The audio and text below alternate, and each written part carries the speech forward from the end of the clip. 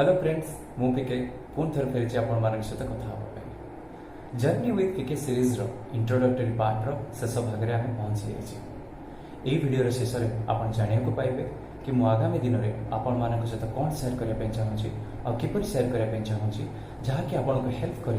उच्च शिक्षा क्षेत्र में आगक जावाई। तेणु दयाकोरी भिडियो को शेष पर्यंत देखते। जदि आपण मो पूर्व सब भिडियो को देखी तेज आप जानी सारी कि कॉन्फिडेंस अभाव आमर टैलेंट बा नॉलेज थिबा सत्वे आमको सफलता पथरे बाधा देता है। आउ एक कथा भी जानी सारी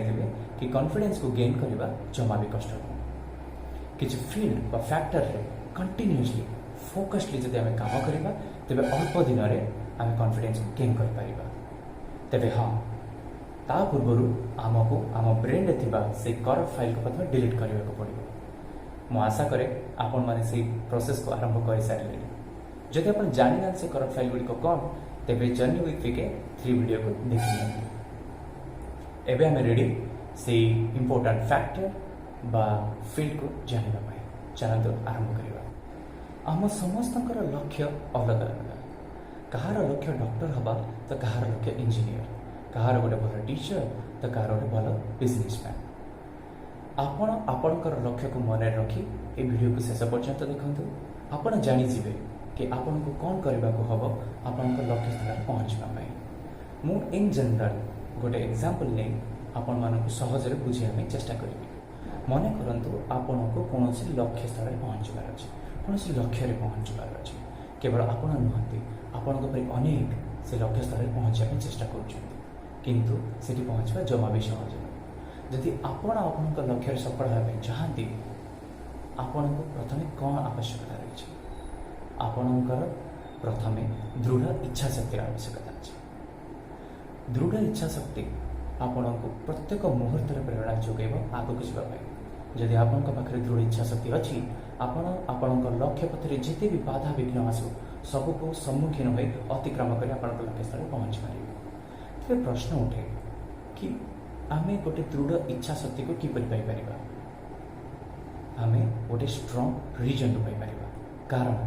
आमे कहीं आम लक्ष्य रे पहुंचा चाहते, आमे कहीं से लक्ष्य को हासिल करने चाहते बा से लक्ष्य हासिल कला परे आमे कौन करिपरिबा बा कौन पाइबा। जदि आपन पाखे गोटे स्ट्रॉन्ग रीजन अच्छी तेबे आपन हाईली मोटिवेटेड रहिबे सदा सर्वदा आपन लक्ष्य को निश्चय प्राप्त कर।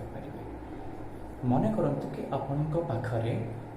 गोटे स्ट्रॉन्ग रीजन बा गोटे स्ट्रॉन्ग विल पावर अच्छी। एबे आपनको कौन करिया को पड़िबा? एबे आपनको प्रकृत रास्ता को चयन करिया को पड़िबा। आपण और आपनक लक्ष्य मध्य रे बहुत सारा रास्ता थिबो। किछि रास्ता आपनक लक्ष्य को छुंथिबो आउ किछि रास्ता बाट बनाई जाउथिबो। आपनको सही रास्ता को खोजिया को पड़िबो जो रास्ता आपनको आपनक लक्ष्य स्थल रे पहुंची पारिबो। एबे से रास्ता गुड़िक मध्यरु आपणको बेस्ट रास्ता को खोजिया को पड़िबो। आपण से बेस्ट रास्ता को केमिति खोजिके पाइबे? इनफॉरमेशन, लॉट्स ऑफ इनफॉरमेशन जेपरि कि को रास्ता सड़क, को रास्ता पंका, को रास्ता कौन प्रतिबंधक अच्छी बा से रास्ता कौन बाधा विघ्न आमको रास्ता रोकिबो, आमको कौन कौन सरंजाम नहीं से रास्ता जीवा को पड़िबो, कौ रास्ता गले अधिक समय लगे, कौ रास्ता गले कम समय लगे, ए बहुत किसी। जदि आपण पाखरे बहुत सारा इनफॉरमेशन सटीक इनफॉरमेशन अच्छी तेरे आप प्रकृत रास्ता को चयन करेंगे। आउ जब आप प्रकृत रास्ता को चयन करने तेरे आपण लक्ष्य सहज हो। जदि आप भूल रास्ता को चयन करेंगे तेरे आप बहुत परिश्रम कले भी आपण लक्ष्य स्थल में पहुंची पारे। ठीक अच्छे, आप हाईली मोटिवेटेड अच्छे, आप प्रकृत रास्ता को चूज करेंगे। एबे आपन कौन करिया को पड़िबो? एबे आपनको मात्र गोटे काम करिया को पड़िबो जोटा सबुठ बेसी इंपोर्टेंट, सेटा हला हार्ड वर्क, परिश्रम। आपनको चलिबा को पड़िबो, आपनको से बाधा विघ्न को सम्मुखीन होबा को पड़िबो, आपनको से पथ अतिक्रम करबा को पड़िबो। तबे हाँ आपनको से बाधा विघ्न सम्मुखीन हेबा पई आपनको से स्ट्रॉन्ग विल पावर और आपनकर इनफॉरमेशन सहायता करिबो। ये दुई जन छड़ा आउ गोटे भी फैक्टर अच्छी जी आपको साहाय्य करे बाधा विघ्न को सम्मुखीन होबारे और आपन लक्ष्य स्थल पहुँचबारे। से एक्सपीरियंस, अनुभूति। मन करंतु आपण आगुरु केबे एइभଳି पथ अतिक्रम करिसेंती एइभଳି टास्क को कंप्लीट करिसेंती बा एइभଳି लक्ष्य को पूर्ण करिसेंती होय त से सफल हेइ थाई पारंती बा सफल हेइ न थाई पारंती किंतु से अनुभूति आपण को सहाय्य करिवो आपण लक्ष्य स्थल रे पहुंचीबा पाई आपण गोटे स्थान आरंभ करी आपण लक्ष्य स्थल रे पहुंचीबे जदि एग्जांपल को आम समराइज करबा तबे जानि परिबा कि 4टी फैक्टर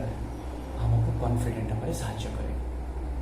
जदि आम 4टी फैक्टर को कैप्चर करि नेले तांको ऊपर फोकसली काम करे तेबे अल्प दिन रे आम कॉन्फिडेंट हेइ परिबा आ आम लक्ष्य को हासिल करि परिबा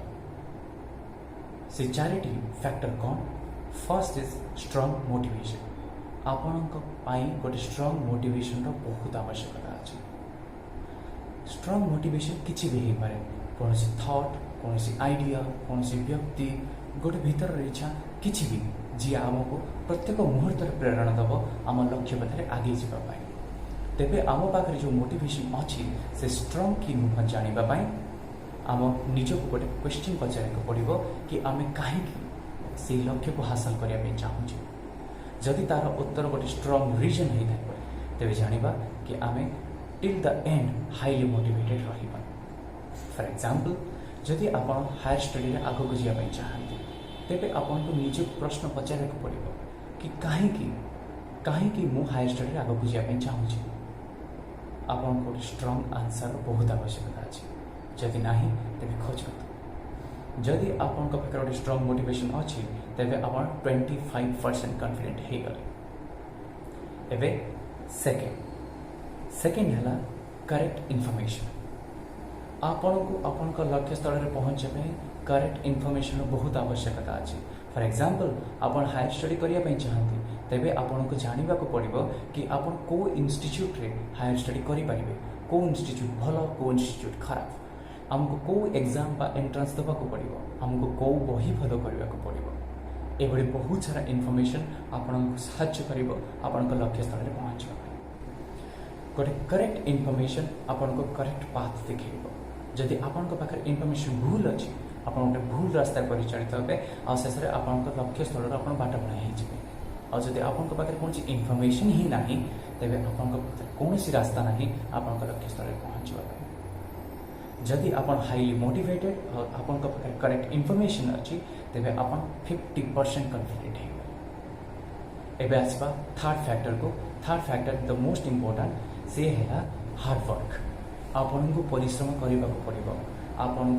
को इनफॉरमेशन उपरे काम करने को पड़ो जमीती कि आपन को बही पढ़ा पड़ो आपन को एग्जाम देवाक पड़ो एंट्रांस देवाक पड़ो ये बहुत सारा सब बाधा विघ्न को सम्मुखीन होगा पड़ो यहाँ आपन को निश्चय कर पड़ो जदि आपणकर 100% एफर्ट देदेले हार्ड वर्क रे तेबे आपण जानि जिवे कि आपण 90% कॉन्फिडेंट हे गले और 90% confident is more than enough आपण को सक्सेसफुल हबारे फोर्थ फैक्टर हैला एक्सपीरियंस जदि आपण को पाखे अनुभूति अछि तेबे आपण 100% कॉन्फिडेंट हे पाइबे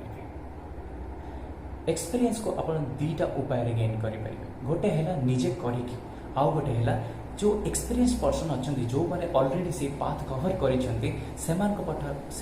कथा को शुणा से कथा को बुझा तेबे भी आम एक्सपीरियंस्ड हो पारिबा एबे आपण जानिगले कि 4टी फैक्टर